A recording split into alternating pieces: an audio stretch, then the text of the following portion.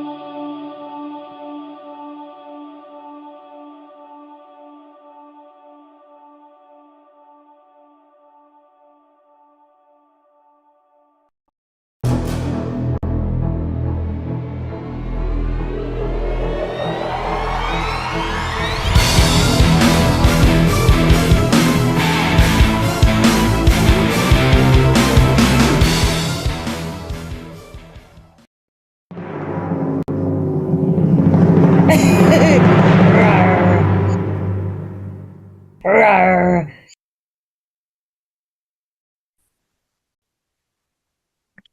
Hello, beloved poets. Welcome to Open Minds Open Mic, the place to be on a Friday night. And tonight, we have quite a delight for you in store, and it's going to be an amazing show. Of course, we'll have our open mic shenanigans, but we're going to have a special treat, a special entree, if you will, in the form of Zachary Kluckman with a delectable, at least a half-hour feature. And again, this is the standard here at Open Minds. We ensure that when a feature is given a spotlight, it is their time to shine, their time to be able to share. And speaking of sharing, have those socials handy, those links handy, promote any and all things you got going on, not just for the feature, but for everybody here, so we can all gather and support each other in doing what we're doing, getting involved in each other's communities, because that's how we all grow. We grow within each other and within ourselves. And I want to be able to promote a strong sense of that. With that said, and speaking of promoting, I posted in the group chats a little support image there, in case you enjoying what you're experiencing here and you want to be able to give back to Open Minds. There's Cash App and PayPal information to support Open Minds. Keep the Zoom room afloat. With that said, I want to give a shout out to Marianne Teft. Welcome. A pleasure to see you again. Just to confirm real quick, would you like to be on the open mic list? All right, delightful. Let me add you to that. And speaking of the open mic list, I'm just going to be updating that every so often, posting in the group chat every so often.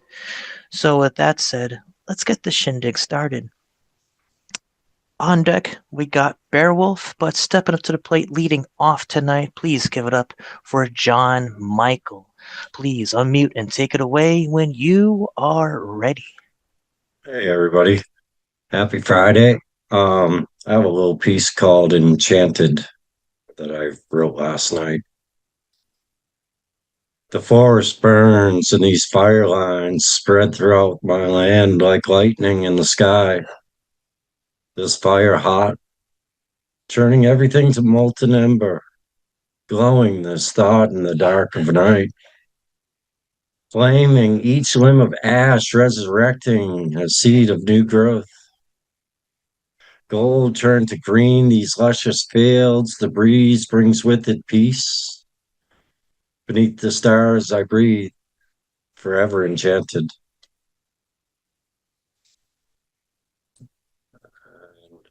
I got one more piece. This one I never titled. To look at you and get lost in deepness of eyes so blue. For in you I see the deepest oceans. I want to drown in all of you. A home built for two from the eternal soul in motion. We magnetically connect. And all the dots come together like the stars at night. There is no fight or fright, only light, and a calm through a storm that raged in both our nights. Passion ignited by the spark I find in thee, yet I feel free, I can breathe. For once, I can see what it is to love unconditionally. See, you plus me equals family. A unity with a bond stronger than any community. Made from the same star and both born to shine, inspiring each other to climb the ladder to our higher self. Disdain to the whispers of our fear and doubt. Reminding each other's truest self, it's okay to just breathe. Drop others and leave when it doesn't suit your higher purpose. For their abuses met their surplus, and we don't need to buy in. Live in sin for the mistakes of our younger self. We can choose today to forgive that version, change the person, and remember the light we hold within our own soul. Guiding each other through darkness, we find solace. Know what it's like to be home. You are never alone or will be in any life, for I will search day and night to reunite. Our souls will meet again. We are eternity. Like I said, you plus me equals family. John Michael, thank you for having me on. Appreciate it. Thank you. Thank you for being able to come in. Everybody, please unmute. Give it up for John Michael at this time. Yeah. Woohoo! John Yeah, Michael. thank you for that. Nice, cozy, wholesome way to kick things off. I appreciate you, John Michael. Keep working that pen to your fullest. With that said, we're going to keep the shindig rolling. On deck, we got Angel Kim. But stepping to the plate now, please give it up for Beowulf. Unmute and take it away when you are ready. Good evening, all. Good evening. It's always good to see y'all. Sorry I don't get here that often.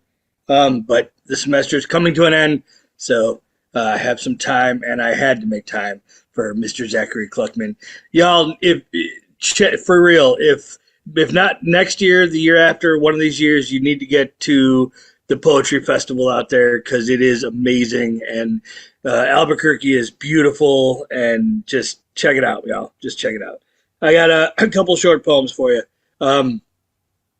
There's a lot going on in the world, I don't know if y'all have noticed or not, so I got a couple poems for all that. Here you go. First one is, Dr. Seuss, Tom Waits, and Frank Zappa walk into a bar. The otters are attacking. Humanity is lacking. Mother Nature's had enough of our shit. The orcas are sinking, all the conquerors thinking, but they still haven't changed one bit. The fires are raging and the future is staging, our ice melting away at the core. Our mother is quaking at this culture of raping. Still, they keep digging for more. Take all that they can before this shit hits the fan, then abandon it all left for dead. The metaphors are packed in these otter attacks, but reality, well, that's just in our heads. It's not really two, or it's red versus blue, or it's who has the most likes and snaps. Instead of watching the wild, we just ride the denial as we fall for these self-hunting traps. You see, there once swam a shark in Nantucket who observed too much scum and said, fuck it. Time to ease the earth's woes. I'ma eat all these hoes, 'cause they're really just chum in a bucket. This is called Ripples, and it's dedicated to all my sinner poets and proud weirdos. Let those who live within sin cast the first stone, because we are not alone. This stone is skipping across the universe, sending ripples like gravitational waves that pave the ways for creative forces to flow. Far stronger than just rolling the bones, these stone-thrown ripples always beat the house solid, never to be taken for granted. These granite salutations create the foundations that can bring down this Goliath nation of ego fuck towers built on funeral wreath flowers, reminding us that we have the power if we just choose to stand up and live it. So don't tell us not to throw our stones just because you need to atone for all of your sins against our humanity. You see, that is the true profanity, trying to pull it all apart instead of bringing us all together. So let us flock like birds so we can spread the word. We must not let them cull our herd with false prophecy and forced autocracy. They will not block our way. We will have our say. It's time for us to have ourselves a real judgment day. So yes, go ahead and throw those stones. Let our ripples grow. Tsunami tidal waves that usher in new days of community, culture, poetry, and song. This is what they have feared all along. And then I just have one last one for you. It's a micro poem. It goes something like this. I pledge allegiance to the people of the lost grace of America and to our humanity, which will not stand for this annihilation, just disappointing God, until there is liberty and justice for all. Thank you all for listening. Thank you for encouraging my behavior. Thank you for having this, and I look forward to listening to the rest of it. Oh, what a pleasure to have you here again. Everybody, please unmute. Show your love for Beowulf at this time. Woohoo! Yeah! Hi there! That was great. Hell yeah, brother. Hell yeah, brother. Again, wish, all is well on your end. And we're going to keep this shindig rolling. Fuck yeah. All right. On deck, we got Principe, but stepping up to the plate, batting third, give it up for Angel Kim. Unmute. Take it away when you are ready. Hey, everybody. Y'all bear with me. My allergies are kicking my butt, as always. I swear, I just need a bubble. This is my birthday poem. So, thank you for the birthday wishes again. And I'm going to give you this. It's called Proof of Life.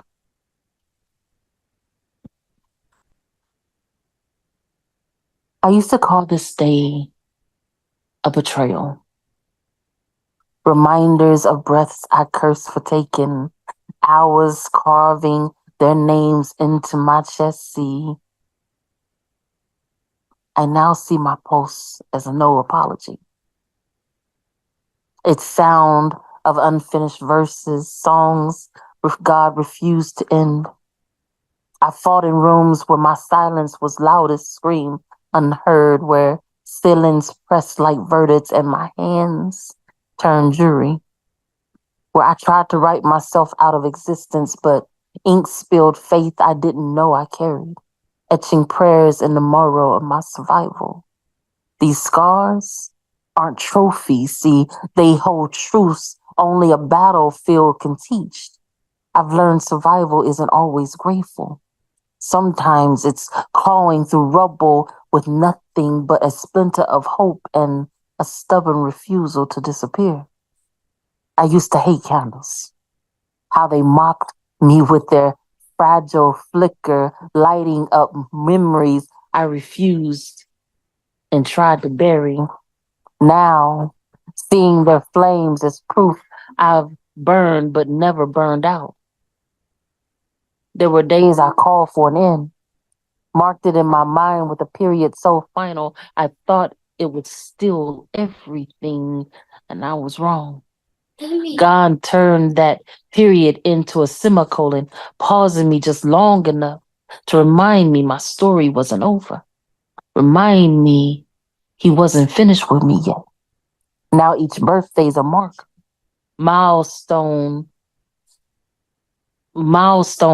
of a road I once refused to walk, where numbers don't mock me anymore, they honor me, tell me I'm a survivor, mosaic of broken and mended pieces melded together to make something beautiful from something no mirror could ever could capture. Today, I stand where endings once lived, breathing and life almost surrendered, seeing my scars are signatures. God's proof I was built to withstand. Each birthday is a resurrection, a celebration of battles I've won and promise of chapters still unwritten. I used to hate this day. Now, I light candles seeing their glow as a quiet defiance against darkness that tried to claim me.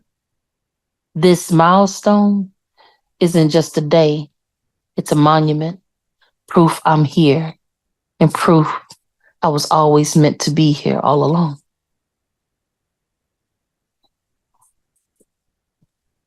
What a beautiful piece that was. Damn right. Everybody please give it up for Angel Kim at this time.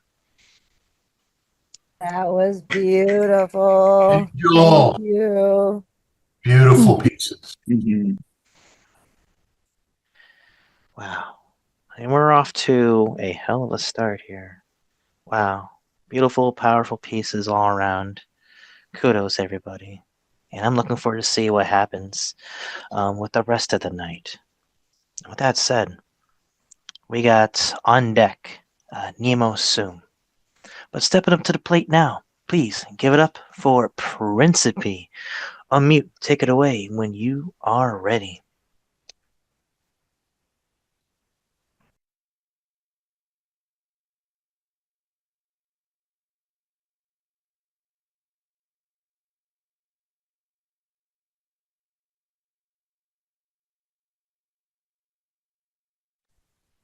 I think you need to unmute.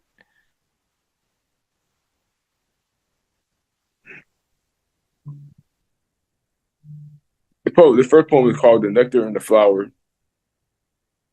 It once was a bee that fluttered with grace. It quickly raced to find the sweetest nectar. Sweetest nectar then, sweetest nectar from the flower. The flower, green, spiny stem, stood upright in the ground. Meanwhile, the sun made its rounds, the flower absorbing its nourishment. The bee came around the flower, gently sipping the nectar from the flower. Every sip levitated nectar. The bee lifted off and departed. Isn't it funny how wisdom, like nectar, is the nourishment? So that makes us bees. The nectar supplies us knowledge for a lifetime. Nature, in and of itself, demonstrates how some desire wisdom. I'll read one more. On the twist and turn, your heart is precious metal. Anyone can convert your emotions. They melt your happiness into particles of sadness through petals of tears and sentimental sorrows. Because you invested into stocks of your relationship, that same investment had depreciated the value of love for you. Never again trust your heart in faulty hands again. Your depreciated love is skewed, and your depreciated love is skewed and unscrewed. Just like rusted boats, self-love is gonna be your ROI. Restoring love on your once hardened heart. Never open your heart to just anyone, because not everyone is fair. Thank you. Wonderful. Right on, everybody. Everybody, please give it up for Principe at this time. Hell yeah, my man. Principe.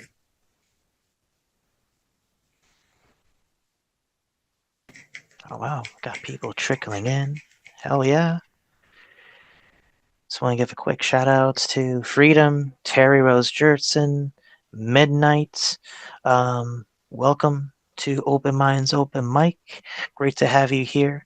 Again, just to remind everybody, we have a policy here, Open Minds, Open List. The list never closes, so if you'd like to participate, let me know, either in group chat or what have you. With that said, we're going to keep the shindig rolling. On deck, we have the feature in form of Zachary Kluckman, but stepping up to the plate now, please give it up for Nemo Soon. Unmute, take it away when you are ready. Thank you. I have a sequence of micropoems.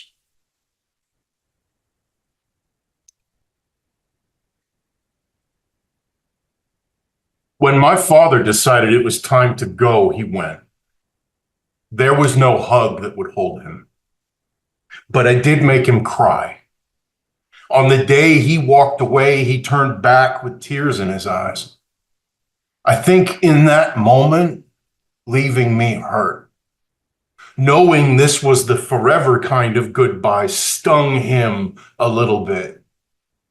A few tears on a causeway shed for a son who was never good enough for him to stay.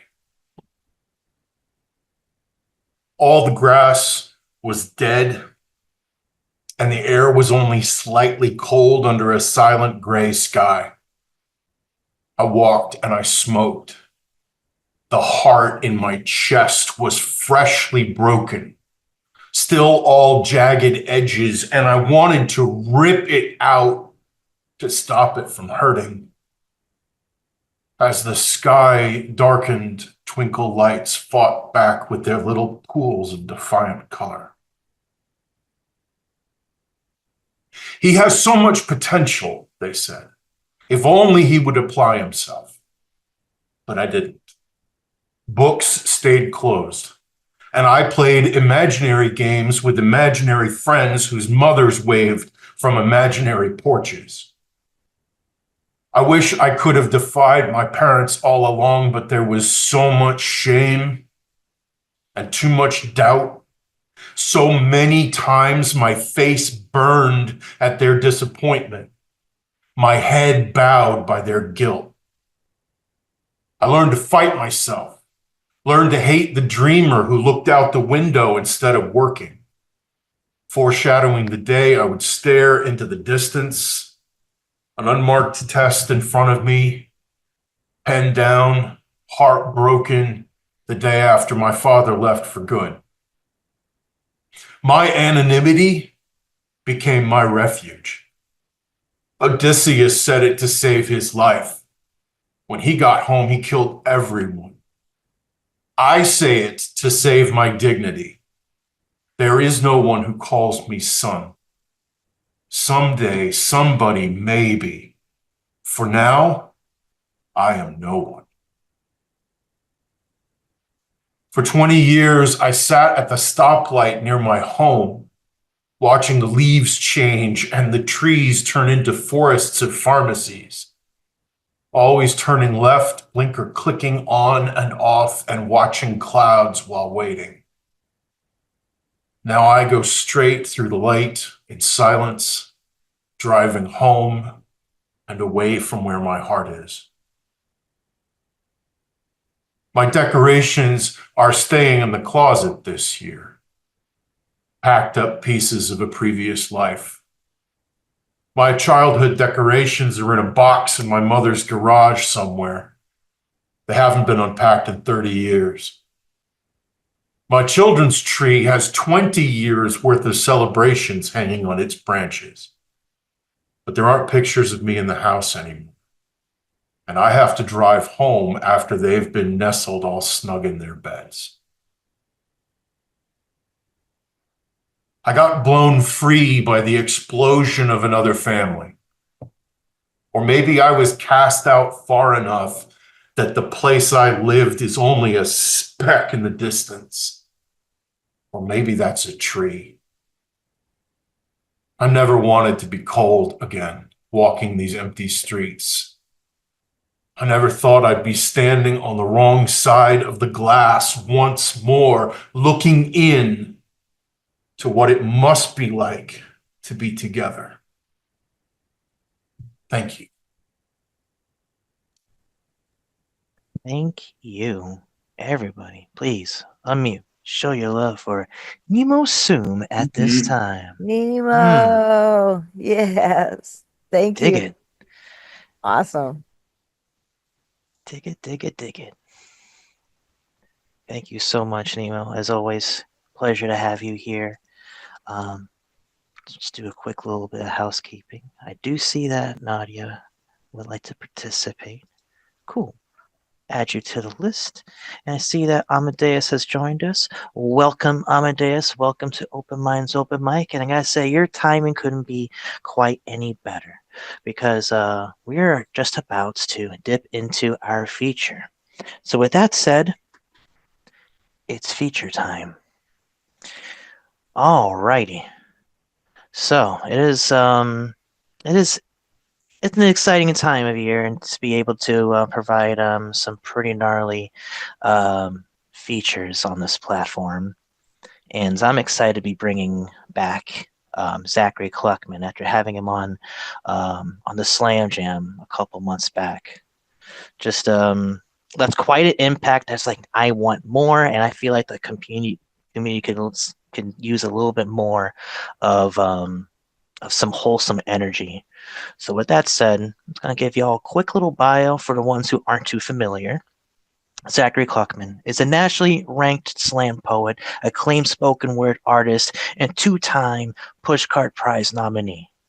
With work appearing in prints worldwide, including Crab Creek Review, Arts and Letters, Kagibi, and The Pedestal, and Blue Mountain Review, Kluckman is the 2012 winner of the Red Mountain Press National Poetry Prize and a gold medal from the Scholastic Arts and Writing Awards. His newest collection, Rear View Funhouse, was published by Eyewear Publishing in 2023, and that's just a snippet of things that he does. An organizer of many things. Just one of the most active forces in the Southwest United States. With that said, it is my honor, my privilege to bring forth to Open Minds, Open Mic, to this digital platform at this time, Zachary Kluckman. Unmute and take it away when you are ready.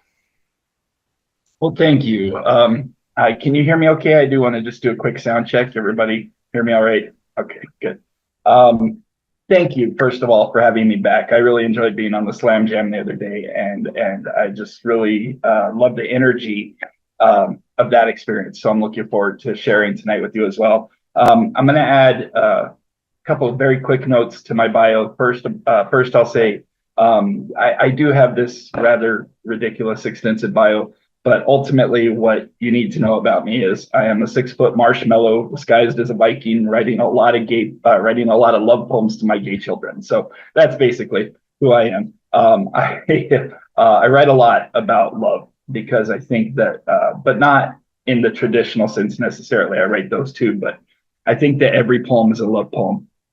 I really do. I believe when you write about grief, you're writing about love. When you write about loss, or the human experience, or even politics, we're writing about love, whether it's love that's missing or love we're trying to find. And I kind of carry that with me in a lot of my poems. So I want to say thank you to Beowulf for mentioning the Chichara Poetry Slam Festival earlier.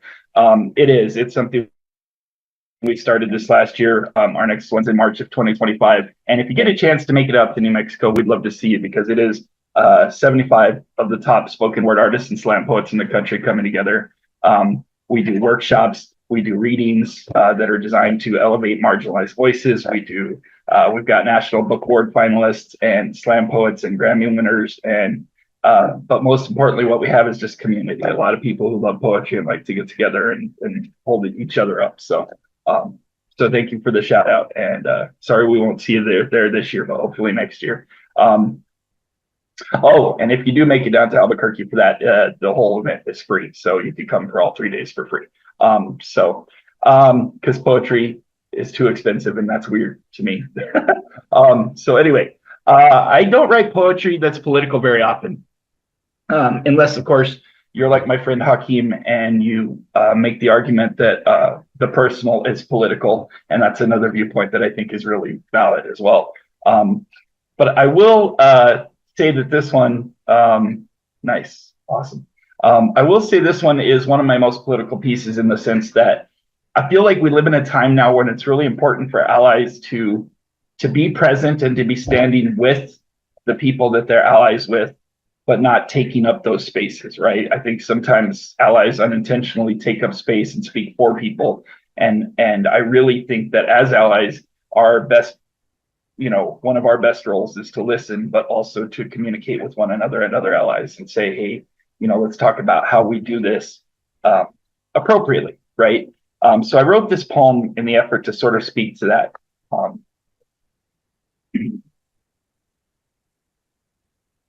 Said the wolf to his god, when you look at me now, with the blood of the moon still in my jowls, do you remember as a cub how I chased the sun through the rain? How I whined with desire to own the light with my teeth? I'm not sure if you're listening, but I need to explain how rain finally made sense of the light. The way it bends through a prism of water reminds us that its nature is a unity of color. They tell us this blending of hues creates a pure white radiance. What light creates is not white, only visible. Isn't this what every man wants? What every woman wants, to just be seen? Like any cub without a father, my heart listens hard for yours when the wind is in the trees. When the wind is your voice, heavy with things it will not say.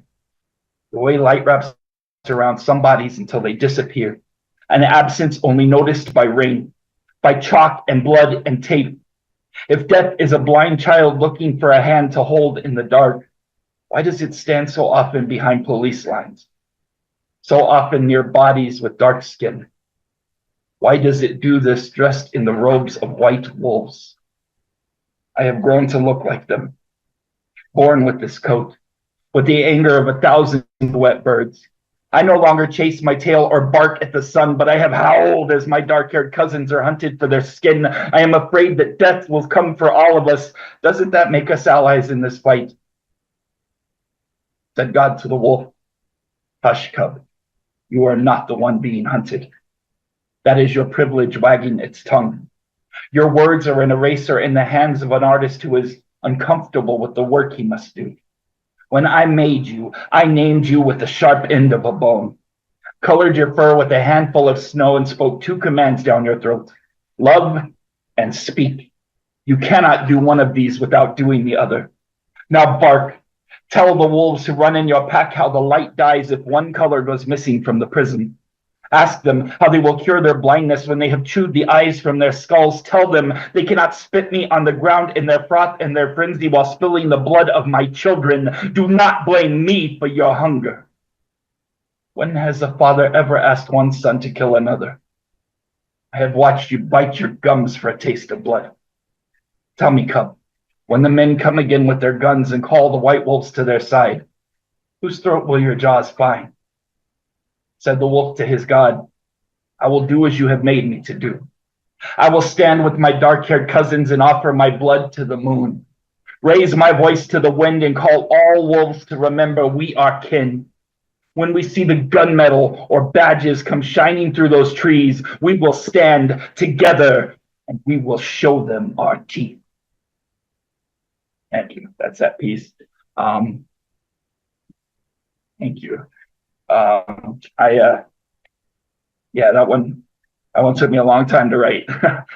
Really worked to try to get it right. I like to call myself to task. If I'm going to call anybody else to arms, or not to arms, but call people to action, then I want to call myself to action first, because I need to make sure I'm doing the, thank you.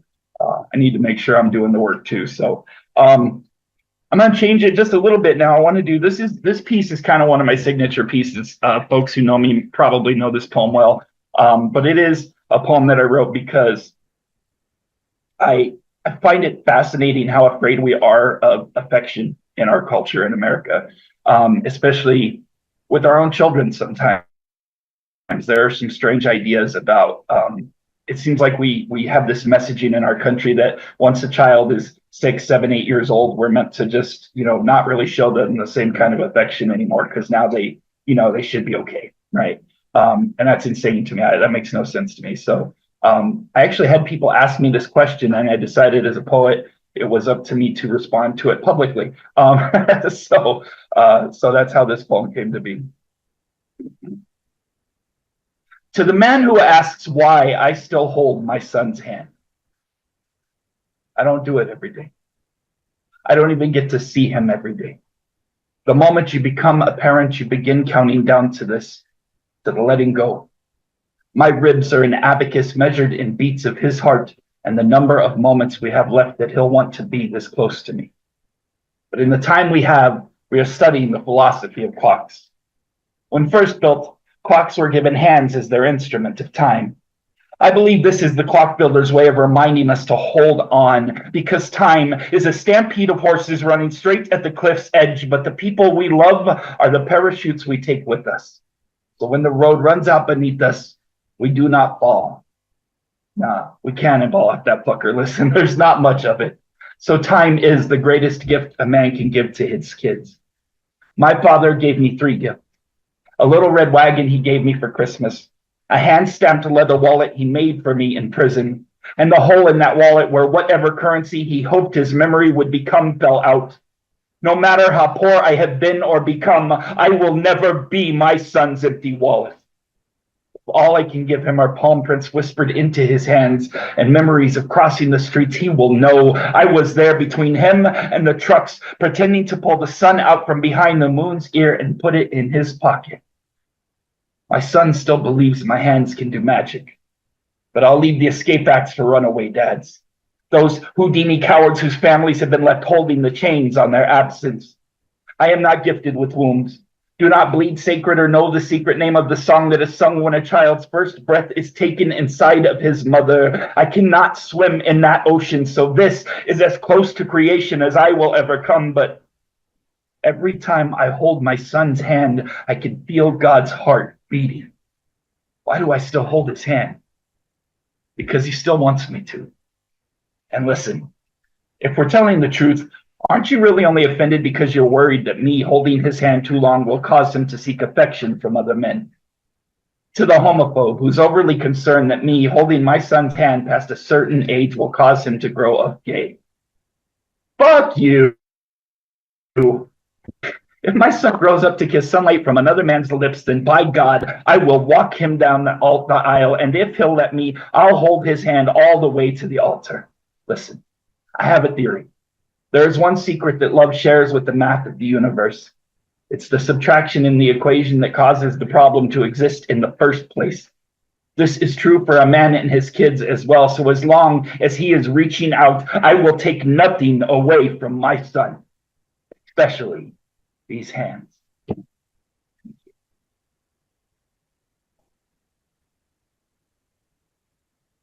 Thank you so much. I'm going to mix it up a little bit. I was very fortunate recently to win the Two Sylvia's Press Chapbook Award. Oliver De La Paz, an incredible poet, picked my next manuscript as the winner, and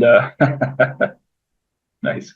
And I am flabbergasted, honestly. So that will be coming out next year, but I thought I would share a little bit from that. The theme of that book is haunting. And I mean haunting in all of the ways, because I often think that most of our haunting arises from within. We haunt ourselves, right? Sometimes. And so that's what I wanted to explore. So in keeping with that, these next two poems actually come from that collection, and they're shorter pieces. The first is a poem that I dedicate to anyone with mental health experiences. If you have ADHD, OCD, bipolar, any of those types of things, you may understand this. I will preface by saying, if you're not familiar with the zoetrope, so a zoetrope is those carousels that you see with the slits in them on the sides, and when they spin, they have images inside that look like they're moving. They also used to call it a devil's wheel for some reason. So that's just helpful to know for the poem. Note to self that will become an apology later. First, you are a source of luminous wonder. Your brilliance fills the sky. Then, a seizure of darkness collapses your vertebral tower and boats sink in the harbor. A lighthouse pulls one hell of a shadow from inevitable blue depths. Haven't you been the night-shredding radiance so many seek safe passage from? All the mythic creatures human hands have conjured from the depths come barreling toward the surface now. The ocean floor raises continents when it shudders. Your shaking is a seance, summons ghosts from your throats. The light flash behind your eyes sends nightmares plunging into the ocean. Lighthouse zoetrope. See how the islands dress themselves with the illusion of dance. How the wreckage pulls itself back together with a crack like leg bones snapping. 1 minute, you are alive with such incredible light. The next, phantoms peel themselves from the clouds. An island forest grows haunted with all the ships run ashore. Somewhere in that forest, a tree falls and crushes the only witness.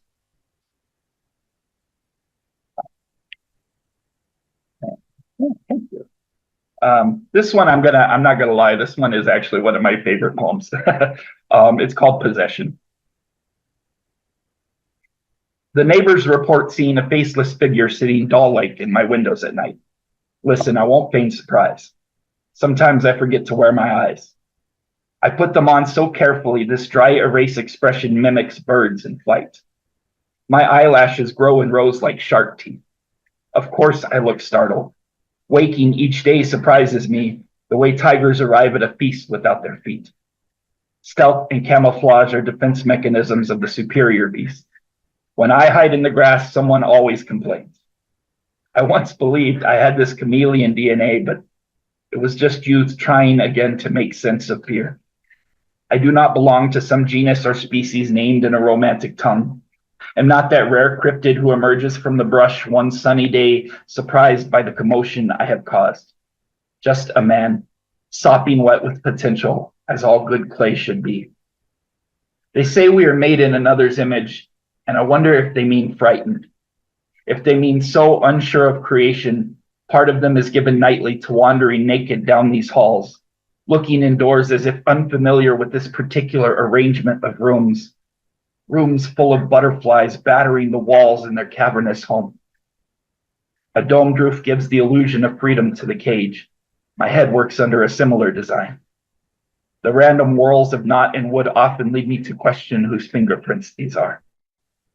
In the feverish dark, don't we all hurl ourselves at shadows that in whatever shapes we can touch? You are right not to question me when I speak of animals in my flesh. A man so familiar with watching the ghosts erase themselves from mirrors is not to be trusted. Hopeless romantic that he becomes, his mind is sure to turn its hauntings outward. Someone should inform the neighbors all of their houses are haunted. I have seen them there in the windows, holding court with cold shadows. Every room full of longing. Every memory a poltergeist. Thank you. I will mention I am actually a paranormal investigator too. So this some of this is inspired.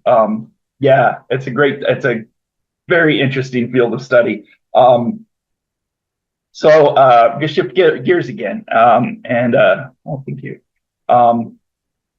I do write about grief and loss fairly often. I'm one of those folks who has had the dubious experience of living a life where that is a common, unfortunately, occurrence.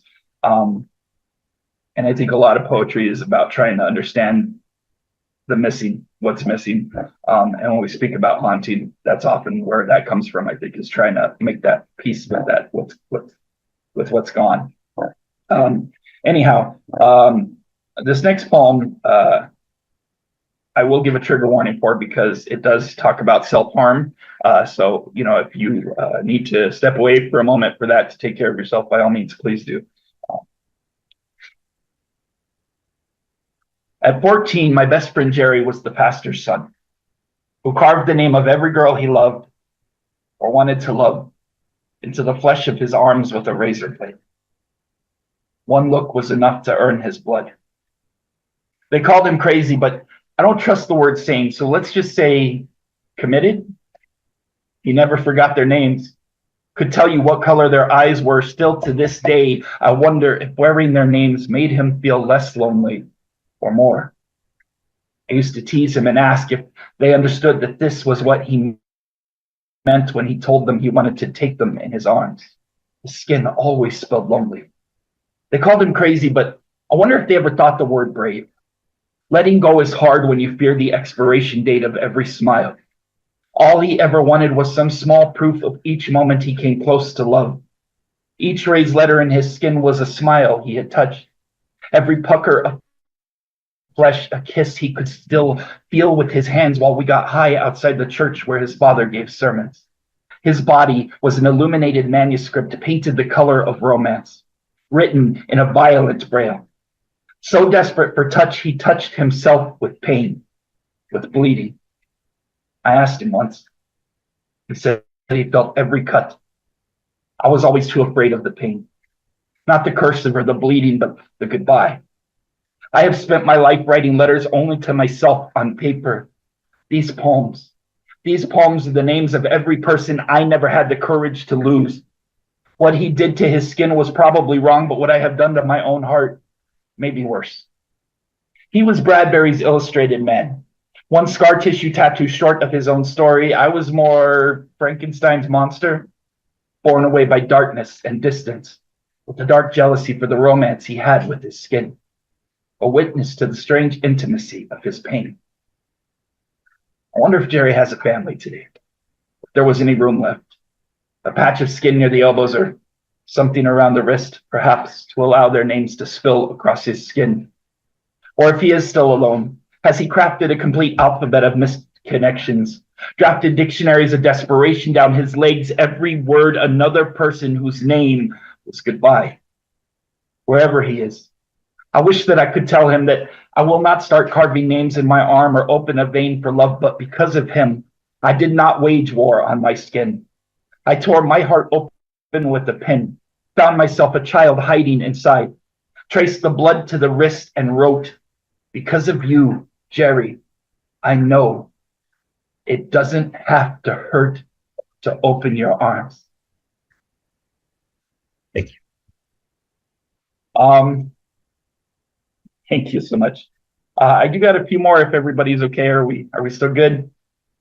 Okay. I am gonna get sad again for a moment.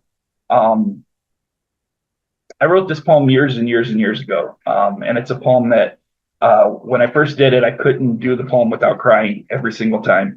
And one day I was in front of an audience doing the poem and I wasn't crying and I realized, oh crap, poetry is not just cathartic, it's actually healing. You can actually heal and find some sense of peace in the poetry and in the sharing of it. So I share this kind of in that spirit. Also, I'm going to sing, I apologize.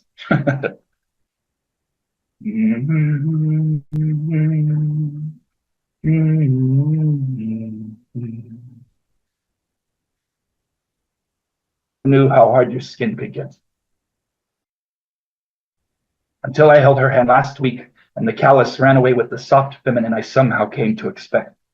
She cuts her hands on a can she opens with a knife, cuts her hair in the mirror and washes her clothes once a week by hand, but they still smell like the road. Dust blown and covered with moth wings from collection bins. Hand-me-down clothes like those that I grew up in. An inch too short at the wrist, but that inch makes her skin look like thin velvet puckered around the pulse. She tries to distract me with cigarette smiles, but won't tell jokes because she knows I can hear the fluid in her lungs when she laughs. 5 minutes of childhood left me with very few memories, but still, I can hear her voice in small Texas towns where the reflection of fall leaves fell in through the blinds in my room, and I went to sleep with one line of red light across my eyes. And she sang. She knew 3 songs.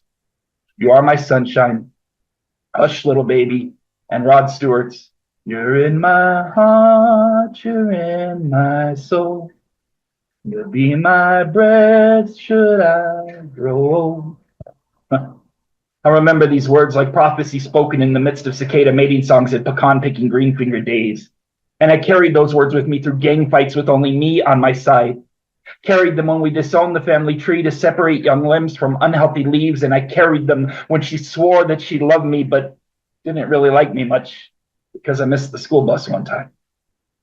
Product of small Texas towns and roughnecking women, she's homeless but can't get a job welding anymore, so she's homeless but too proud to come home. And I'll be double-out damned if I know what she's so proud of, but she insists on calling this freedom, and I just want to yell at her sometimes, Mom, come inside, please.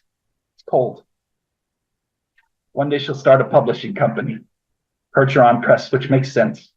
A Percheron is a horse like the one in chess, and she's a horse in Chinese astrology, but she's never been much good at sticking with anything for long. That's one of those things she gave me to unlearn, but when I can find her and afford a ticket to wherever that is, we eat soup so thin it still tastes like the tap on the sink, and she refuses my invitation again.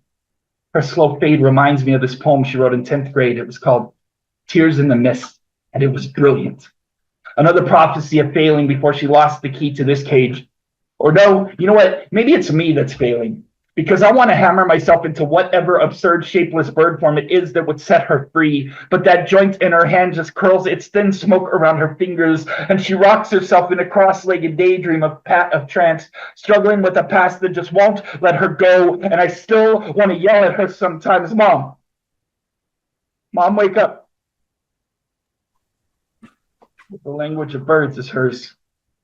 So I sing, you're in my heart, you're in my soul. You'll be mine. Maybe I wasn't really ready to be a parent to my own mother, but Mom, I always loved your son. Thank you.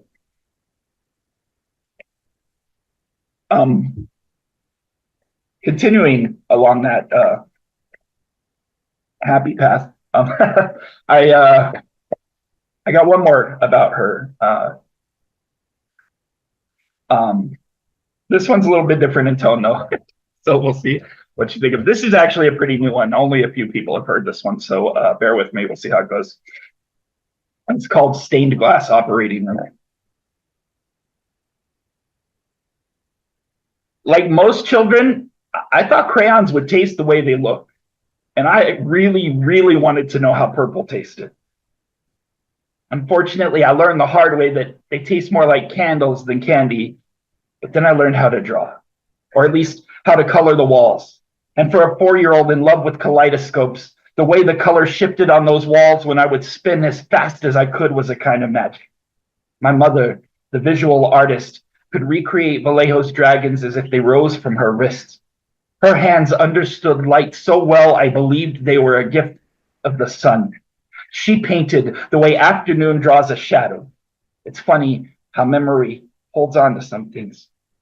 She taught me to draw, then when I fell in love with poetry, she taught me how words become images. My first editor and my first fan.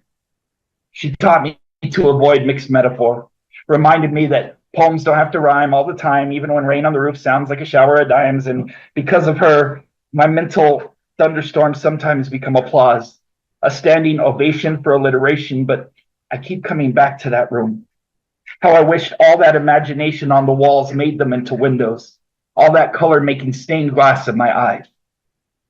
I didn't understand then what it meant when she rocked herself in the dark, spoke under her breath when alone. Sometimes I thought maybe my mama was a scarecrow haunting herself lonely no matter how hard I tried. I learned more from her than she meant to share. Like, sometimes mamas keep their fists clenched so baby won't see how much they hurt all the time. Helpless to save her from the wounds of her mind, her whole body a moan she could not force from her lips. I watched trees rock back and forth during storms like her in the dark.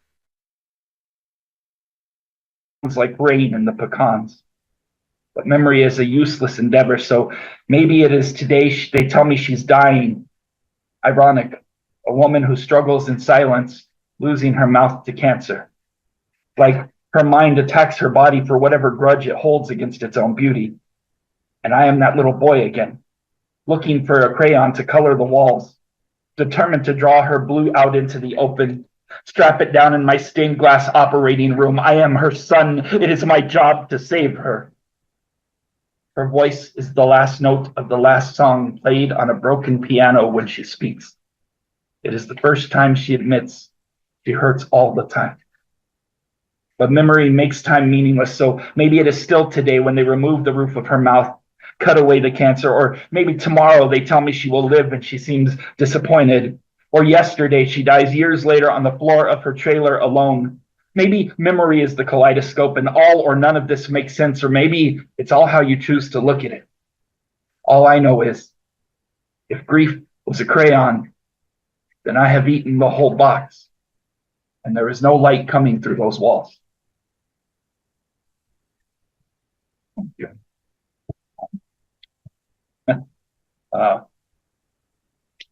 Okay, I'm gonna do 2 more, if that's okay. Are we still good?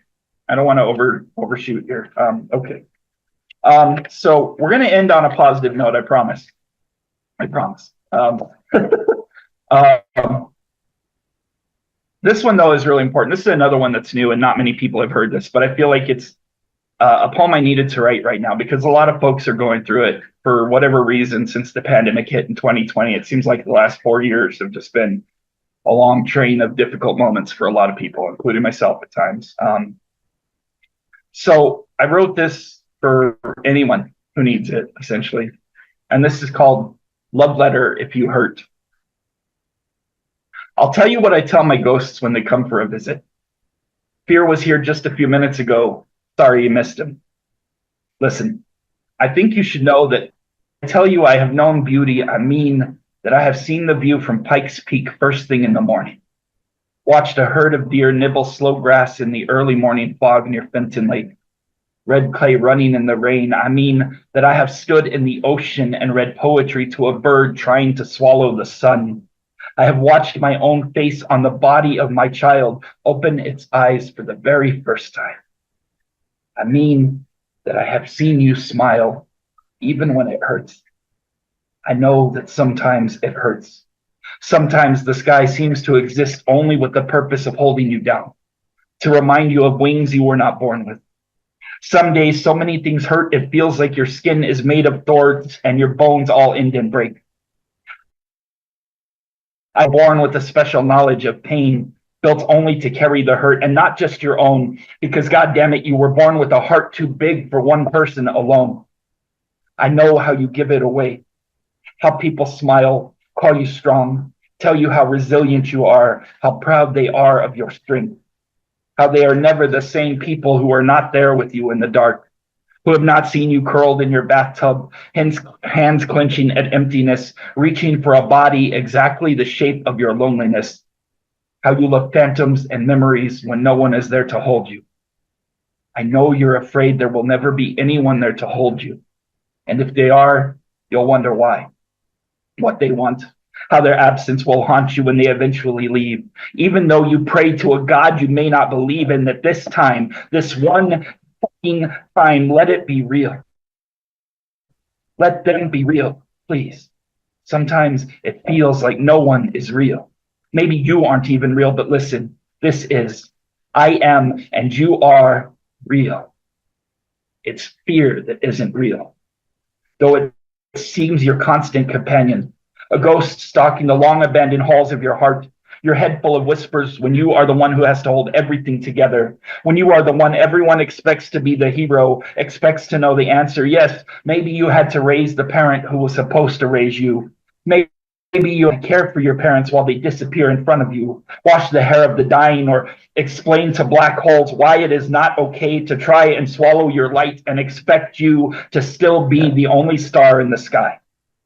I know sometimes strength runs the fuck out, and all the hope in your eyes feels like a life sentence.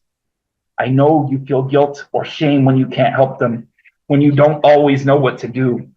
I know some days you are trying so hard just to keep your shit together that you feel alone, trapped in your body, that no one really understands how loud the silence is.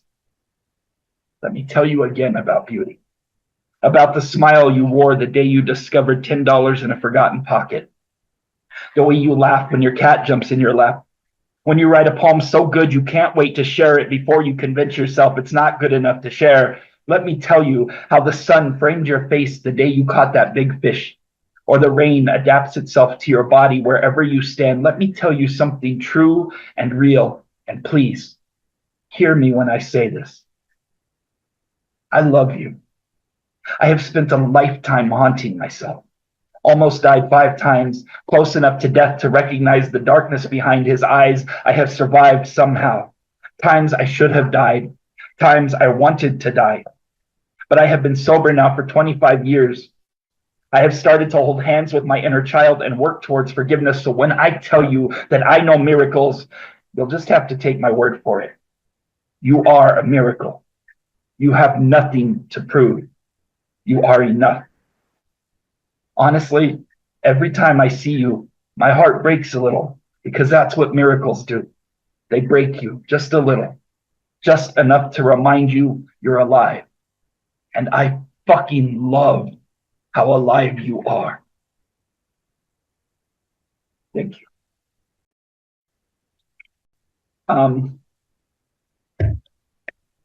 One more, if you guys are okay with that. I wanted to end with this because it is one of my favorite pieces, and it's pretty positive. Plus, I'm a huge introvert. I don't know if any of y'all are introverted, but thank you. Yeah, so this one is a poem I wrote for the introverts, including myself. Sometimes you need to hear yourself say stuff. So So this is a 12-step survival guide for introverts. 1. Do not be ashamed of your silence. Speak only when necessary, and your words will carry their own weight. This only makes your voice stronger. 2. Do not let being alone make you feel lonely.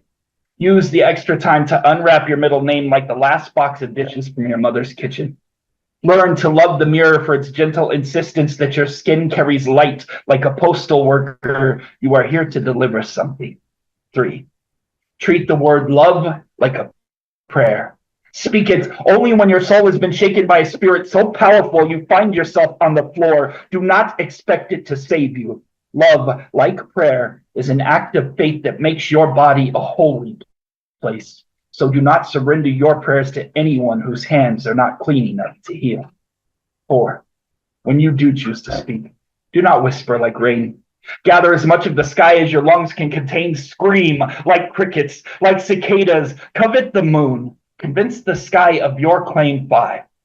The laughter of children is the sound the rain is trying to make. When it stands outside your door waiting to be let in, let it in. Keep the sky company. 6. Remove the callus from your heart. All that hard flesh left on the meat from walking away 1,000, 100, 1,000 times. Your chest is not filled with feet, so do not crawl on the floor looking for love. Stand up. 7. When your son tells you that old people smell like books, show him the goosebumps. Tell him that this is the power of his words. Teach him to understand conversation as the fine art of carving. Remind yourself of this lesson. Let silence be the tool of your creation. 8. A room with 6 closed doors is not as inviting as a room with one that is open. You are not the only one who feels lonely, but your heart is a door, so open it. Keep the world company. 9. Love is not an animal to be chased by drunken moons. It is the water where the moon rests her head. The hot breath and wild eyes of something unseen. So when it comes, do not be startled by its movement in the trees. 10. Never give up on love. Keep coming back to this. Not the person who hurt you, but the idea. Remember that love, like God, is too big to hide forever. 11. You will fear that your last name, your leftover bottles of your rainwater, or your love of cicadas have taught the world to see you as strange. But 12. Searching the carnival glass of their eyes, we find the strange beautiful. The long halls of their silence, filling their throats with the sound they have learned to name prayer. The first to write poems are always the lonely. So when you feel lonely enough to write poems, search your eyes in the mirror for a sadness that reminds you of home, and remember, you are here to deliver something. The word you are looking for is hope. Speak up, poet. Thank you so much, y'all. I appreciate y'all letting me go share so much poetry. I really appreciate the time. Thank you. Everybody, please unmute and give it up for Zachary Kluckman at this time. Woo! Amazing. Yeah. Thank you, Zachary. Wow. What an all-around wholesome set. I've been looking forward to this feature all week, legit. And I'm just excited that it happened and we were able to experience it all together here. And what a range of emotions. Thank you so much, Zachary, for being able to craft these words and to enlighten us and to remind us that, you know, that there is so much love out there and within us. It's just a matter of being able to tap into that last piece, like removing the cows from the heart. That line about you don't have feet in there, stand tall. That was poignant and impactful, and I appreciate you. Appreciate all of what you do. Thank you. Thank you. Thank you. And just a reminder, if you have any links to share, and that goes for everybody here. If you have any links to share, whether it be social media, publications, events, etc. Please utilize the group chat at this time and throughout the night so we can check out what you're doing and figure out a way to be able to support you, because that's what we as a community aim to do. So with that said, one more time, thank you, Zachary, for what was a wholesome, delightful feature. Great to have you here again.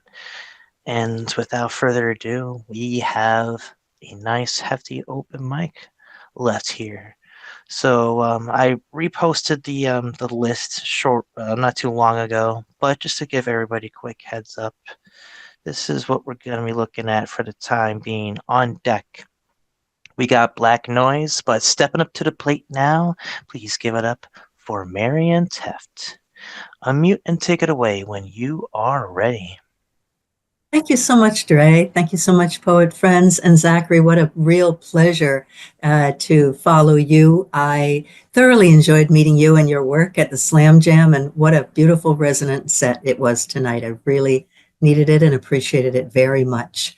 It's 49 weeks tonight that I moved to Toronto after nearly 25 years in the Caribbean.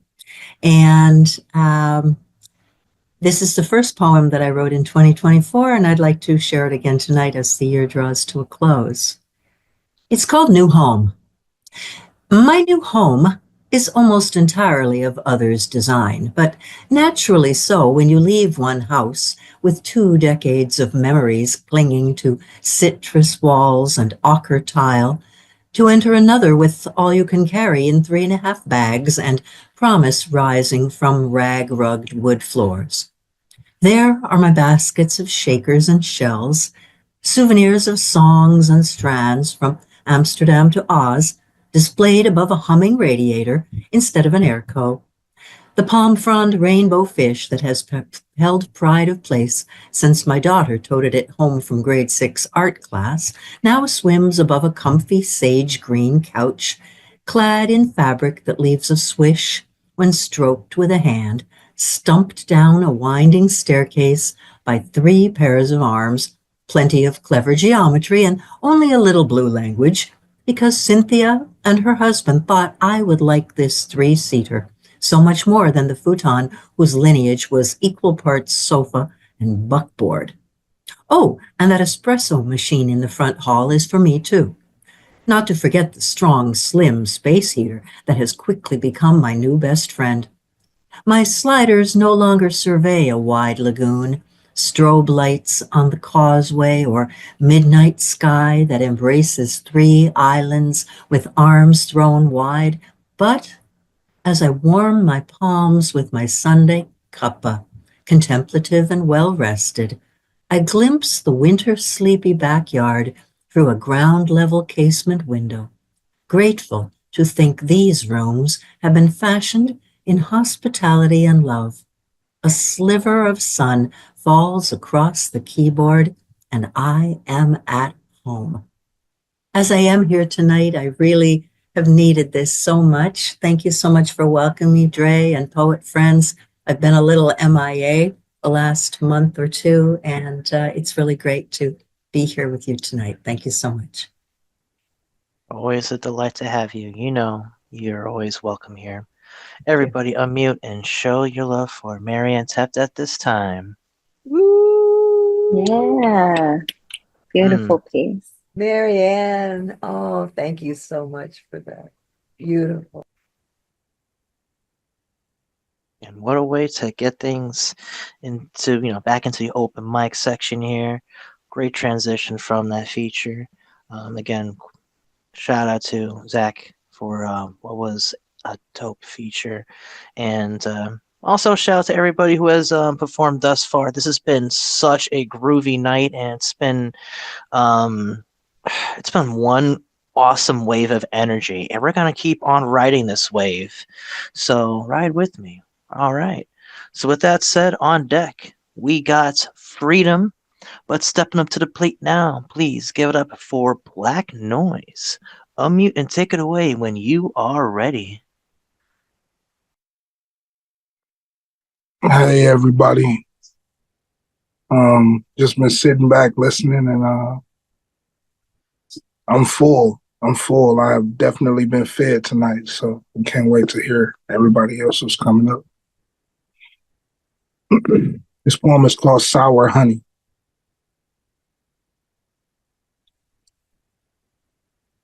5-6. Thick caramel pecan curves cascade down street, drizzled upon 6-inch stilettos, accentuating the power in a quick seductive stride. Had those come hither I, voice smooth as honey, used beauty to create buzz. Honey was a bad beat, but didn't have the mentality to be queen, letting anyone suckle to take care of her hive, trading nectar for monetary value. When she goes home, feels the drain of auctioning off self-value. Cum-stained sheets don't hold children with potential. Oxygen aborts the mission. Murder erased in gentle cycle. Every day starts with plan B to excuse half-ass forthcomings. Cocaine fits, feet filled with track marks. Belt wasn't tight enough. Toaster and tub didn't do the trick. Burden, so temporarily cuts the load in half, filling syringe with proper CC.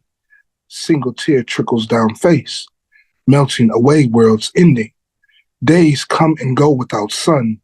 Nights haven't been graced by stars. Tear-drenched pillowcases hold the dawn of lonely ambition, swallows depression like a newborn child. Mine became Satan's wasted jungle gym, but honey seemed to have it all. Defied gravity with a confident sleigh in our hips. Sewn in Brazilian bundles nestled between Saturn's rings, honoring nothing but dialogue and deeds concerning dead heads. Green ruled everything, plain wizard to nighttime Emerald City, too afraid to let skeletons scrape the fool's gold bricks on deserted catwalk. Being stopped traffic bad on fleek and paid, didn't subside abdominal backflips. Burning, churning, sharp pains every time a back page call rolled in, snorting bumps to alleviate symptoms, self-medicating turned graduating to hits, speedballing before every trick, never letting anyone get close enough to love, never took good counsel, so she crumbled under self-inflicted circumstances. Honey turned sour, no more sweet nothings to whisper.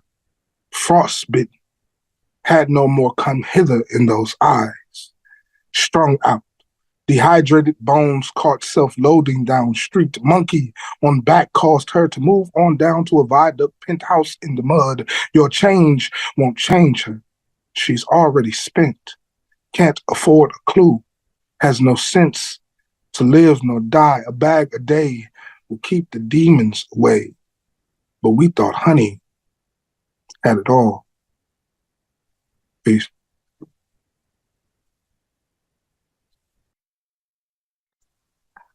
Everybody unmute. Give it up for Black Noise at this time. Yeah. Hell yeah, man. Woo! Woohoo! Thank That you. was Thank you amazing, so right? much. And we're just gonna keep this ball of energy going. Oh man, this is awesome. Again, thank you all for joining us tonight here at Open Minds Open Mic. And we're gonna keep this awesome night rolling. That said, on deck we got Terry Roasterson. But stepping up to the plate now, please give it up for Freedom. Unmute and take it away when you are ready. Can you hear me okay? Like it's not muffled or anything?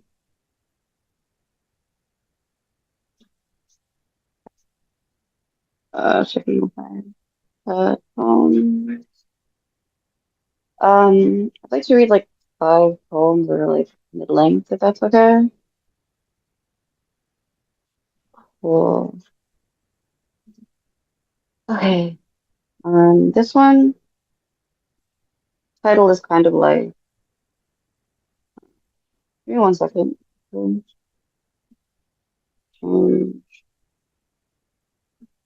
setting. Alright.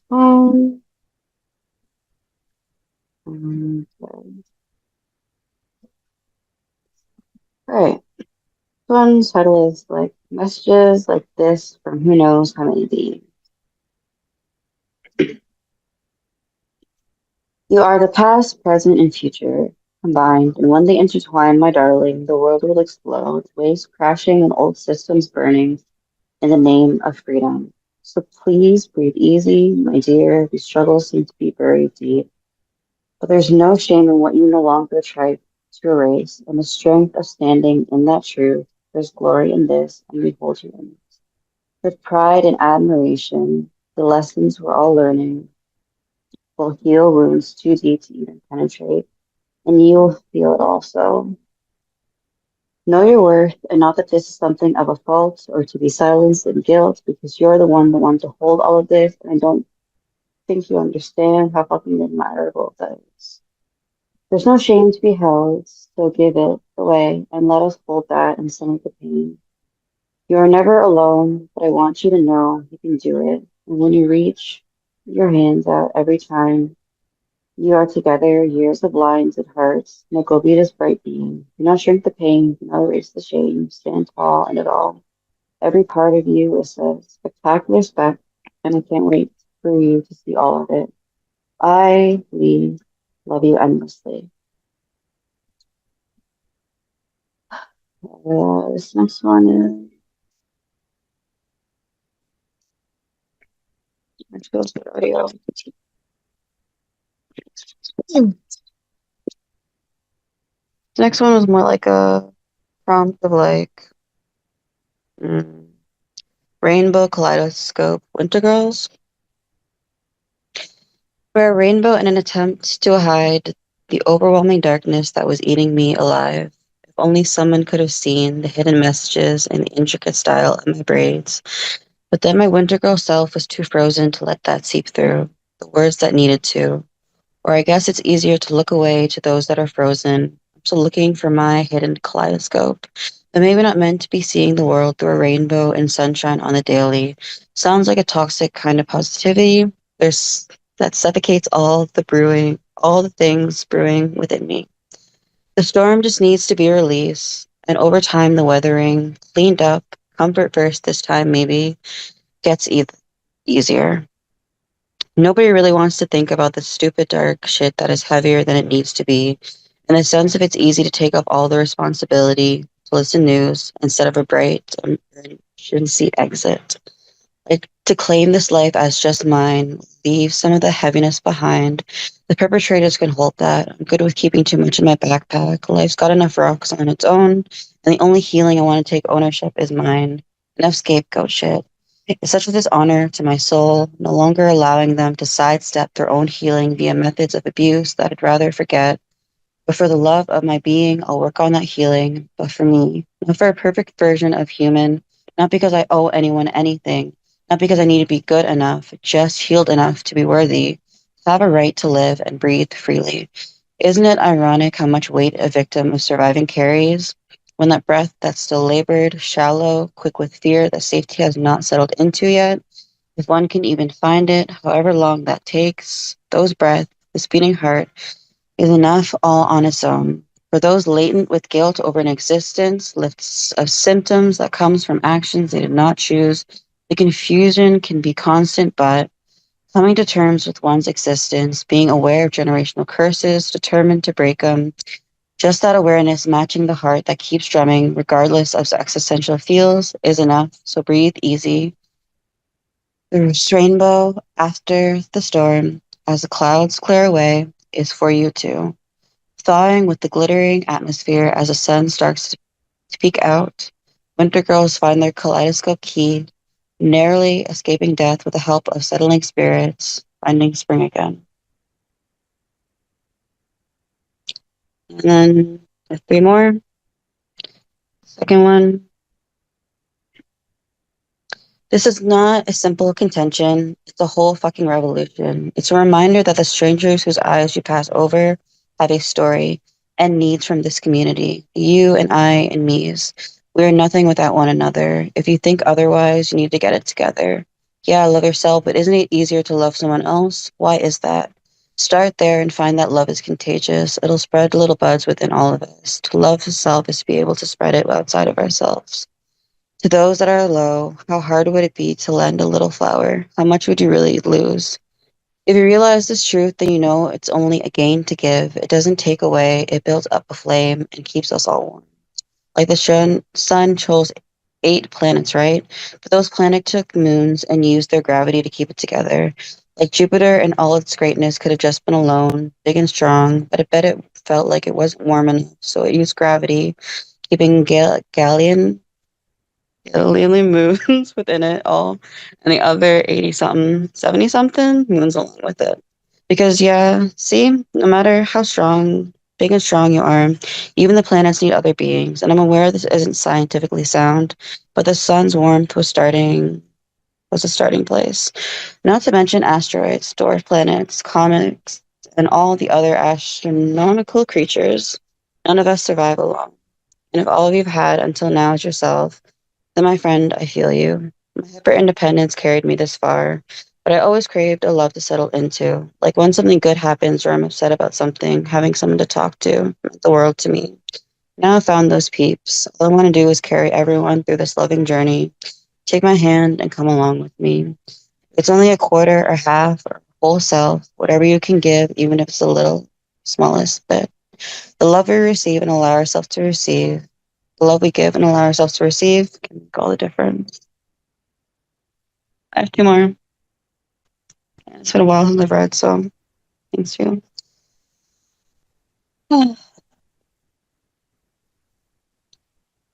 Metaphors of the seas and trying to come up to shore.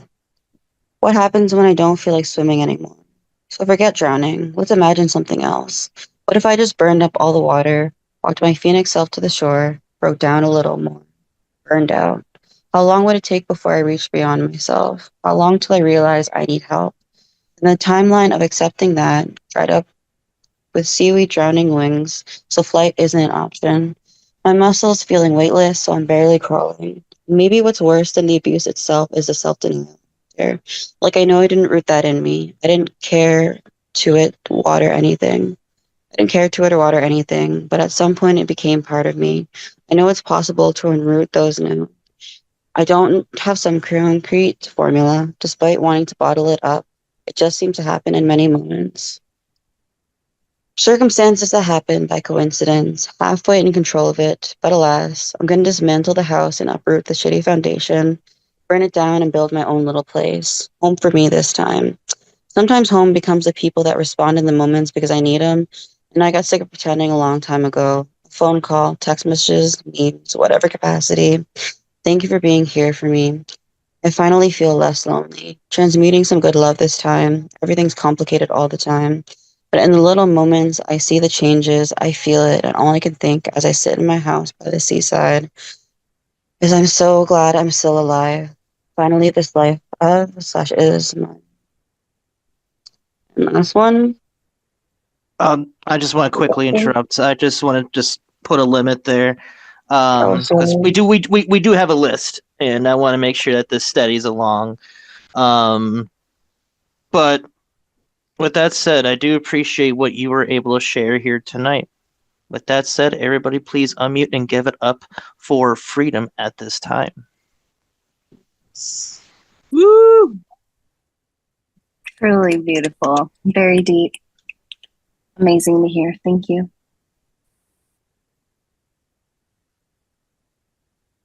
Thank you for sharing that. And with that said, I want to extend this invites to check us out in this Zoom room tomorrow for the Slam Jam at 5 p.m. Eastern Standard Time.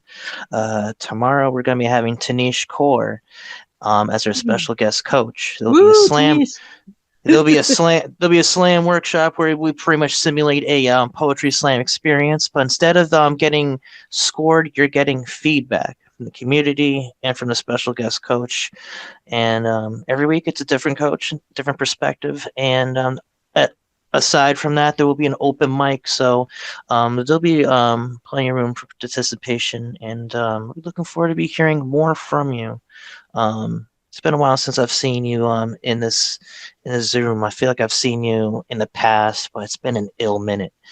But great to have you here. So with that said, we're gonna keep this shindig rolling. On deck, we got Nadia. But step into the plate now. Please give it up for Terry Rose Jertson. Take it away when you are ready. What's up, people? It's friggin' cold. It's even cold in my house. Look at me. I'm wearing a friggin' fur coat, hat, and gloves inside my house. Okay, that's how damn cold it is around here. Okay. All right. So, with that said, I am about to use my muse, which is my mom. But also, I'll get to that in a minute. I have an angry poem first, which I have to get out of the way. My anger has been on code blue since my prez was robbed of her seat at the table. My anger is the inhuman-like drone at the ticket booth who refused to give my husband credit that he paid. My anger is the response on the other end of the phone that said, "It is not our policy to do it that way." My anger is a world put on red, women and children left for dead. My anger is a Karen arguing politics over a Trump Godhead printed on a worthless candy bar.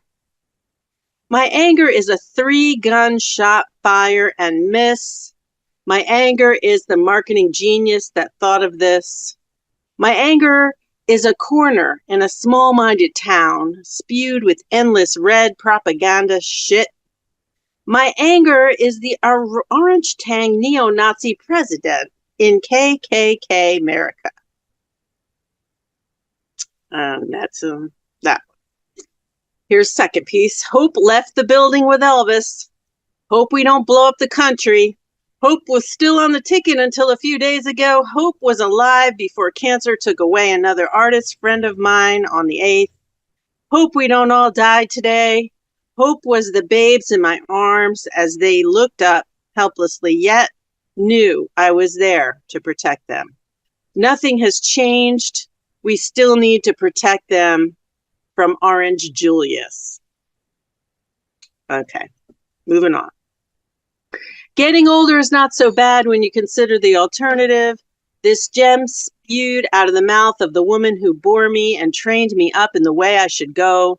She is now to the age where she said she was looking forward to her senility.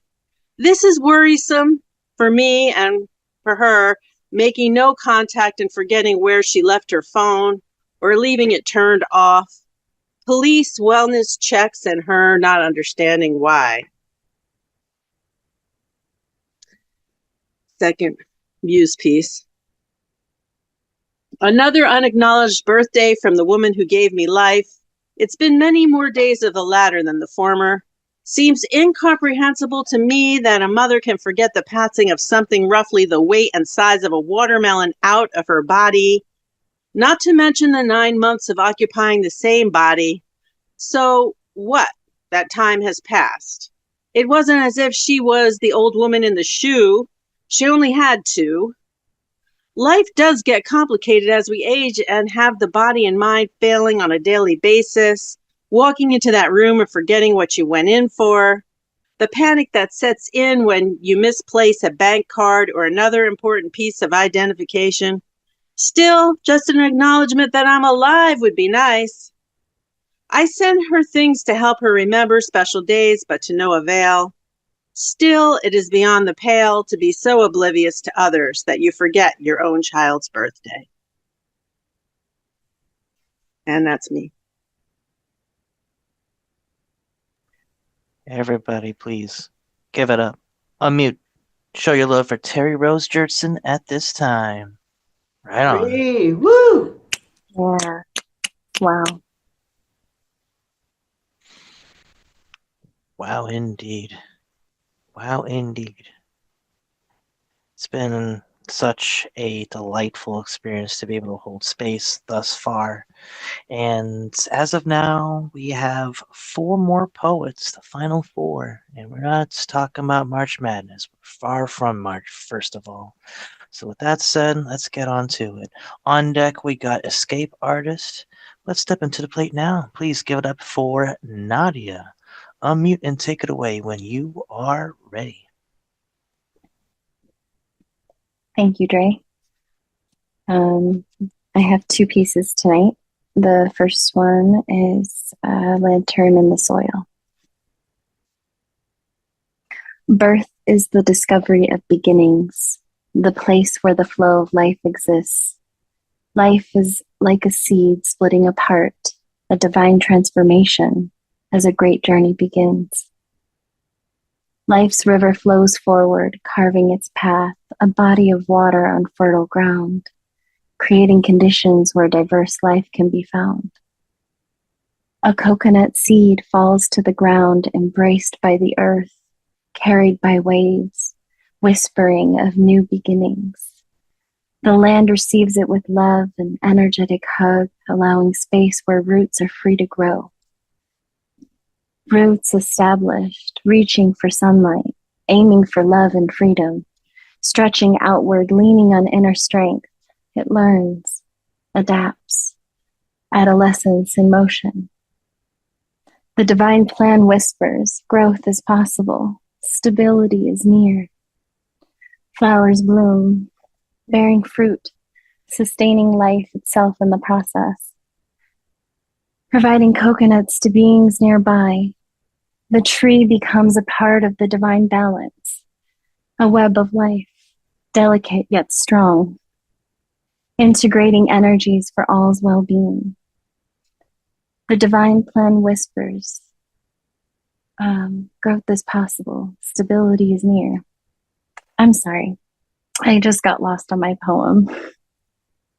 Hold on. Where did I leave off? Providing coconuts to beings nearby, the tree becomes a part of the divine balance, a web of life, delicate yet strong, integrating energies for all's well-being. Okay, here. Sorry, you guys. In its prime, the tree thrives, a surplus of life force flowing outward, every fruit, every branch, an offering of strength and nourishment. Coconut trees are water and earth, shelter and sanctuary for all beings, a safe space, a symbol of selflessness, resilience woven into every fiber. Unconditional giving, rare and true, each tree fulfills its essential purpose, contributing to the present, planting seeds for the future. But with time comes reflection. As decades pass, abundance wanes. The tree shifts to preserving itself, honoring the wisdom of natural aging. Every phase unveils treasures, from growth to giving, from giving to preserving. Mindfully at peace, it surrenders to the divine plan, living fully in each moment. When its cycle ends, growth ceases. Decomposition enriches the soil, leaving nutrients for the next generation. Its legacy lives on, seeds planted, a final surrender to freedom, trusting in the eternal flow. Poem. Thank you. Thank you. I have one more piece that I would like to share. It's kind of fitting given the stumble on my own words and brain fog. This piece is called Perfect Imperfections. We live in a world that worships the surface, that sets standards carved in stone, expectations of beauty that cut deep, like blades meant to sever us from ourselves. They see flaws as targets, imperfections as something to erase, but they miss the truth. Beauty never fit in their box anyway. The harshest critic stares back in the mirror. It spits venom, daggers, and spears, born from whispers that come long before, voices soaked in fear, fear of being too different, of never fitting in. And so we believe the lies, letting their poison seep in until it devours us whole. We chase perfection like salvation, dissecting ourselves into pieces, marking what's broken, what doesn't measure up. Where's the love in that? Where's the compassion for the mirror's reflection? Where's the space for grace? Where's the love we all deserve? Pain, grows in the silence. In the self-hate we plant like seeds, nurtured by comparison, watered by cruelty, our own and others, and it consumes slowly at first, until it erupts like a volcano, blinding us with the heat of its destruction. And though, through it all, we forget how to be kind to ourselves, to the fragile hearts we carry. But pain doesn't last forever. It can't. It begins to fade when clarity takes its place, when we see the truth of who we are, not the reflection they broke, but the light that shines behind it. It sounds impossible, I know, like magic or a lie, too good to believe. And yes, it's hard. Self-love is never easy. It's a battle fought day by day, a journey where the road crumbles beneath you, and still, you take the next step. Every moment matters, even the ones where you feel your body give away, to illness, to trauma, to the slow wear of time. You are still here, you still shine. Even when the glow feels faint, it's there. Even when you don't see it, others do. And maybe, one day, you'll believe it too. Your perfect imperfections, the scars, the cracks, the flaws you once hid, they're part of your beauty. The kind that can't be erased. They are you. And they are finally enough. Poem. Wow. Beautiful pieces. Everybody please give it up for Nadia at this time.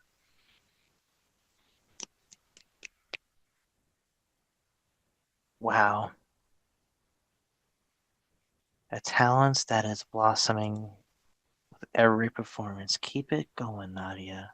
Looking forward to be hearing more from you as we continue to share space here every Friday here in the Zoom room.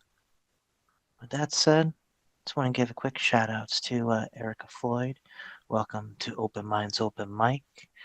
If you would like to be on the open mic list, give me a heads up. There's plenty of space and the list never closes. Open mic, here, I should say Open Minds Open list. So with that said, we're going to get going with this. On deck, we got Debbie Segal, but stepping to the plate now. Get up for Escape Artist. Unmute and take it away when you are ready.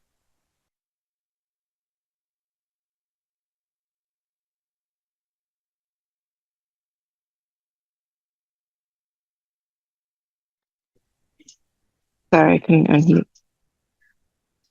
Cares very deeply about things. I'm gonna do. Can you hear me? All right, cool. This one's untitled. It's like an old poem. For what it is, for what it seems, for what it claims to be, carve the truth out of the alphabet, regardless of the horror it harbors.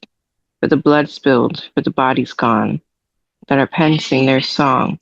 A pen has names written on it no one knows. The genocide in the Congo, the cultural cleansing of big business. It writes in blood, in ink no one can see. Even if devastation brings it to a screen, people are blind with the fear of not knowing, and rather graze on the pasture at the slaughterhouse instead of answering the forever ringing call of revolution. Write it down, all of it. Write history as it is, be it shameful or brutal, whatever you do, write the truth. Thank you.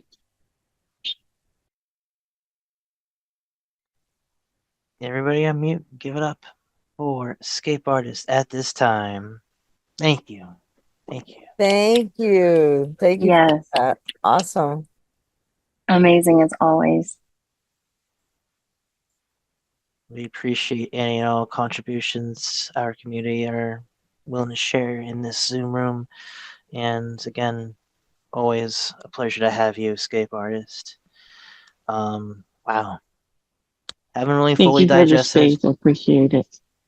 Of course. Of course. I haven't fully digested all the awesomeness that has happened thus far in this evening. And just want to again thank you all for sharing space and for participating and just vibing with us here on Open Minds, Open Mic. It's been quite a pleasure. And as of now, I mean, let me just double check the list. I haven't had any confirmations of any additions. So with that said, we currently have 2 more poets. But that could change. On deck is myself, and stepping up to the plate now, please give it up for Debbie Segal. Unmute and take it away when you are ready. Hi, everyone. Okay, I've just got one. Thank you so much for just letting people drop in whenever and making a slot available for us. Belief is no substitute for inner experience. Carl G. Jung glances in the mirror, glimpsing repressed convictions, stalking flourishes of idiosyncrasy, synthesis, and wholeness, dispatched by deities, monsters, and heroes. Can science examine and measure individual personality? Not likely. Can candid stories told around a campfire diagnose mortal existence? Perhaps. The cardinal query persists. Is it mine? No metric exists to judge, nothing to compare with or contrast against. No system prevails to profile a conviction, nor form a rubric to answer the question, what is a self? Are we as individual selves a process over which we as individual selves have little to no inherent orchestration? Maybe. The individual self has no beginning. Earnestly, we know we don't know how it ends. Telling tales of the serpent, open maw, devouring its own tail around a campfire must suffice presently. Fleeting, moot, inadequate. A miracle. Grow, wither, extinguish. Amid the flux, a kernel endures. In visions, dreams, and revelations dwells a wellspring of myth, evermore abiding. A self is not a creation. A self is a happening. Thank you. Everybody unmute and show your love for Debbie Segal at this time. Right on. Thank you, Debbie. Thank you so much. That was beautiful. Great and to I see you. I love reading your books. Oh, thank you. So I much appreciate fun. you. I really appreciate enjoy you, it. Deb, Sister Deb. I'm here with my son Thomas. What the heck? Oh no, this is my grandson here. Oh. Thomas is actually here tonight, so he'll pop in a minute. I thought you meant you were sitting there with him around a table. I am. Well, he just walked in the house. My grandson's right here, but he'll show up in a minute. You'll see. Our Thomas is out there with you? Yes, he came. I bought him a plane ticket, and he actually flew to see me. He's here for 9 days. Oh, wonderful! So we've already gone to the beach and had a wonderful time. It was just so beautiful. I'm so happy for you. I'm enjoying the visit after 8 years. Right on. That's wonderful news, Deb.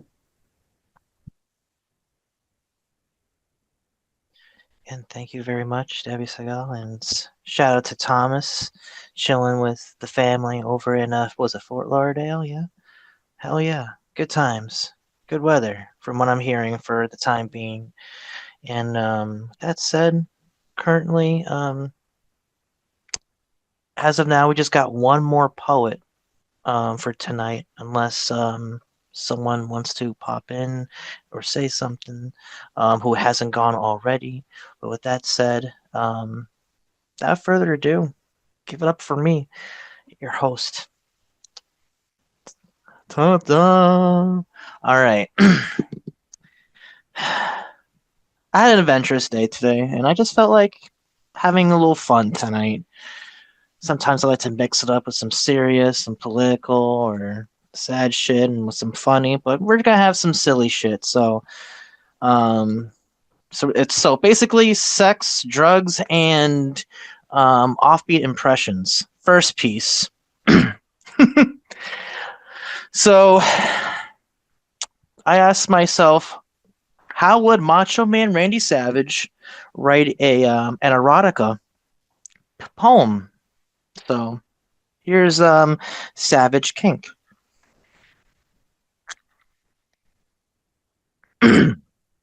Adulthood is a lonely neighborhood. Yeah, I walk down that lonely road and the world has treated me coldly. Dead body cold. Yeah, there have been times in my prime in which I had a better chance of pushing a camel through the eye of a sewing needle than finding warmth in this emotional ice age.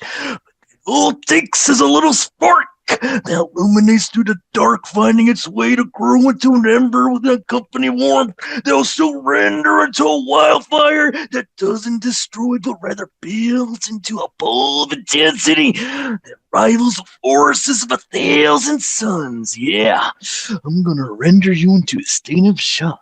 Yeah, and you will not be coming down for a long time. Yeah. It'll make you sigh and wheeze and sweat and bleed, and you'll feel like you've been in a car wreck, but it won't make you bleed. Heart of the conflict, glorious the triumph. There's nothing wrong with a little shrubbery in the pitches, yeah. Nothing wrong at all. Nothing wrong with grabbing a little bit of bush and tugging it by the roots and see how you react. And when the nerve endings from that area shoot to the spine and a divine lake in your mind, yeah, you'll find something you've never found before, and that's a new kink, yeah. That's a new kink. That's getting a little savage like that. Dig it.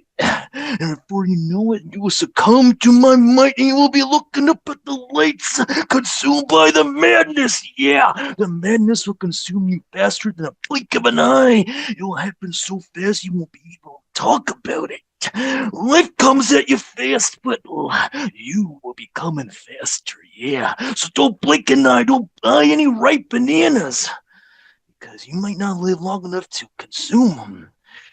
By the time that the dust is settled, you'll be reduced to a puddle of pleasure in which I will bask and bathe in. Ooh, yeah. Dig it. Poem. I'm sorry for that, everybody. Or you're welcome. I don't know. But, as I said, sex, drugs, and offbeat impersonations. Well, here's the drugs part. So I asked myself, well, what would be a fun new product that Billy Mays would promote? Then this came together. This is called Smoky Puffs. Has your breakfast become quite a bore? Good news, because fret no more. Hi, Billy Mays here with Smoky Puffs. America, it's time to wake and bake with Smoky Puffs, the hot new cereal with everyone's favorite wildfire prevention mascot, Smokey the Bear. Yes, kids, Smoky Puffs. Kid tested, DEA approved. Kids nationwide will be raving and caving into their cravings for Smoky Puffs. 100% organic, 100% safe to consume, 100% legal, and only 420 calories per bowl to keep you cruising through the bruising of everyday life. Obtain higher education like never before because you be baked like a cake but getting better quizzes. Getting better scores on your quizzes and tests forevermore. And kids, remind your parents that they too can enjoy Smoky Puffs. It's a perfect midday treat to help you power through yet another work week. It can be part of your next hiking trail mix for your cannabis fix. Only you can prevent forest fires, and Smoky Puffs will help. So put the bowl down and grab yourself a bowl of Smoky Puffs today. Poem. Thank you. Ba-ba-da-ba-da-ba. Wow. You are not what you seem to be. You're a scary man. Oh my God. Lord, have mercy. Range. Yeah, I love that one. That one's good. Woo! Oh, wow. That was fun. Thank you, y'all, for allowing me to get a little silly with y'all for a moment in this trying time. And again, thank you all for sharing space. It's been an incredible evening here at Open Minds, Open Mic. Huge shout outs to everybody in the room, and huge shout outs to Zachary Kluckman for what was an incredible feature, heartfelt throughout, from start to finish. I think we all needed that, and you delivered, and then some. So thank you. And just to give everybody a reminder, check out what he's got going on Instagram. Check out the festivals and events that he's running, and get in on that. From what I hear, Albuquerque is a pretty cool spot, and this man will show you what it is all about down there. Plus, great food. We got great food all over the place. That's the other advantage. Well, we don't have any smoky puffs, but we got green chili, so you know. I mean, hey, Southwest cuisine, like get into that, and yeah. If you find some smoky puffs, let me know, because that'd be some wild shit. You never know what you could find in a dispensary these days, seriously. But with that said, enough talking of that. Thank you again for sharing space, all y'all. A reminder, again, we'll be here in the Zoom room tomorrow at 5 p.m. Eastern Standard Time for yet another open mic, and also the Slam Workshop. All together, we're going to have the Slam Jam, and again, we'll be having Tanish Kaur as our special guest coach. So, you got any pieces to workshop, or you just want to just have fun in the open mic or just vibe? This would be the spot to be at tomorrow, 5 p.m. Eastern Standard Time. Hope to see y'all there. Until next time, everybody, please keep loving, please keep writing. Peace and love to y'all, and have a wonderful rest of your evening.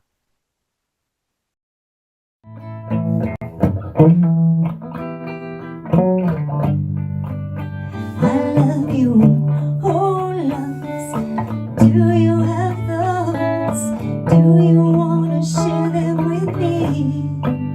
I love you, oh loves. Oh, do you have thoughts? I'd like to share mine with you. Can we share? Are you gonna spread love or hate? Are you gonna spread love or hate? Are you gonna spread love or hate?